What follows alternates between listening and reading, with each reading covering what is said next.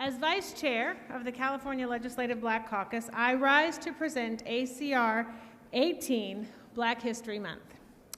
The story of Black History Month begins in 1915, half a century after the 13th Amendment abolished slavery in the United States. That September, the Harvard-trained historian Carter G. Woodson and the prominent minister Jesse Moreland founded the Association for the Study of Negro Life and History, an organization dedicated to researching and promoting achievements by Black Americans and other peoples of African descent. That group sponsored a National Negro Week in 1926, choosing the second week of February to coincide with the birthdays of Abraham Lincoln and Frederick Douglass. In the decades that followed, mayors of cities across the country began issuing yearly proclamations recognizing Negro History Week.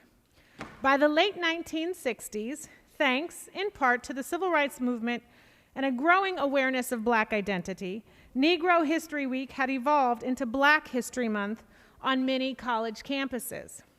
President Ford officially recognized Black History Month in 1976, calling upon the public to seize the opportunity to honor the too often neglected accomplishments of Black Americans in every area of endeavor throughout our history. But Black History Month is not about elevating that one Black friend that we all have. It is about honoring the richness that we all experience from Black existence and recognizing that it has come at an extreme cost. And if we are to celebrate Black history, then we must all fight for Black futures. Black futures, and by existence, are collective futures, which are in peril. 73% of Black people live in neighborhoods with high numbers of health conditions, including diabetes and heart disease, obesity, and food insecurity. Black children represent 19% of the nation's preschool population, yet 47% of those children receive more than one out-of-school suspension.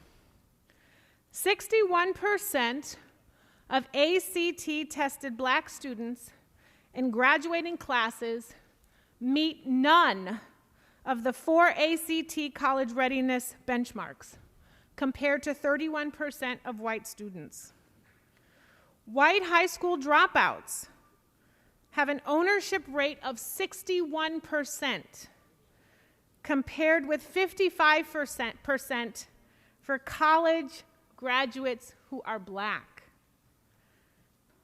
Black people are 6 times more likely to be unemployed than white Americans. Black Americans have lower FICO scores, more student debt, owe larger amounts of high interest debt, have fewer assets than whites, and are less likely to be homeowners, to own their own businesses, or to have retirement accounts. Black people who own $50,000 to $60,000 a year are exposed to much higher levels of industrial chemicals, air pollution, and poisonous heavy metals than are profoundly white people with annual incomes of less than $10,000.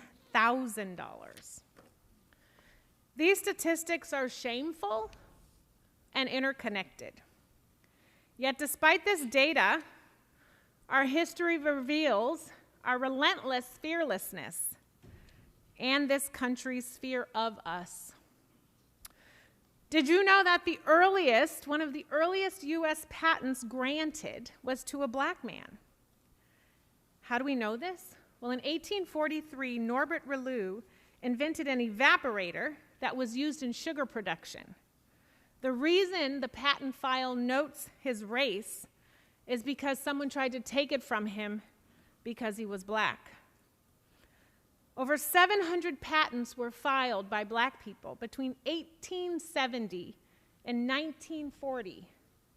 We invented all kinds of things: the elevator, rotary engines, a tapered golf tee, a fertilizer distributor, and the precursor to the gas mask. But there were dips in those innovations. One dip was in 1900 with Plessy v. Ferguson, the Supreme Court ruling that said black people were separate but equal.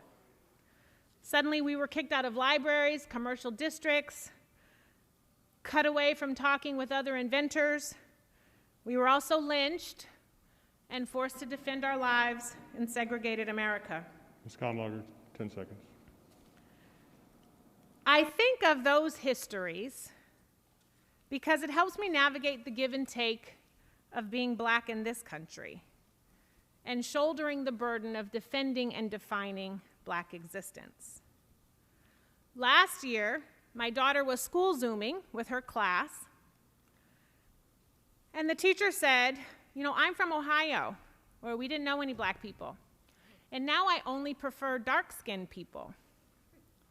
A few years ago, my husband, who's an attorney, was dropping off some paperwork at the courthouse in business casual, and the clerk, surrounded by staff, said, "Oh, are you the 3 o'clock surrender?"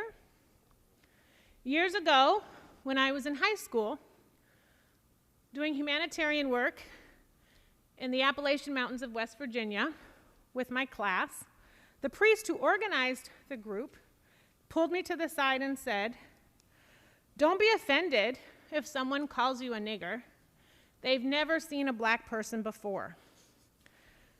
I now think of the audacity of that priest, and I'm closing, Mr. Chair, to place that burden on a child to shoulder alone, rather than to the group, and to use the group's collective strength to combat, educate, and address that kind of ignorance. Telling me that didn't fix anything. It just shifted his accountability. These stories, old and current, remind me of how we are still on our own, like like in Tulsa in 1921, when the massacre that day burned down an entire community of black people. So I close by saying, if you see something, say something. If you know something, do something. I've shared with you a little bit about this history so that now you know, and now you must do. It is not up to one black person on your street, in your church, at your job, or in these chambers to carry these burdens alone. Because now you know. We all know. And now that we know, we must do something in our neighborhoods, in our churches, in our workplaces, and in these chambers to understand the history, to defend the existence, and to support the future of black people.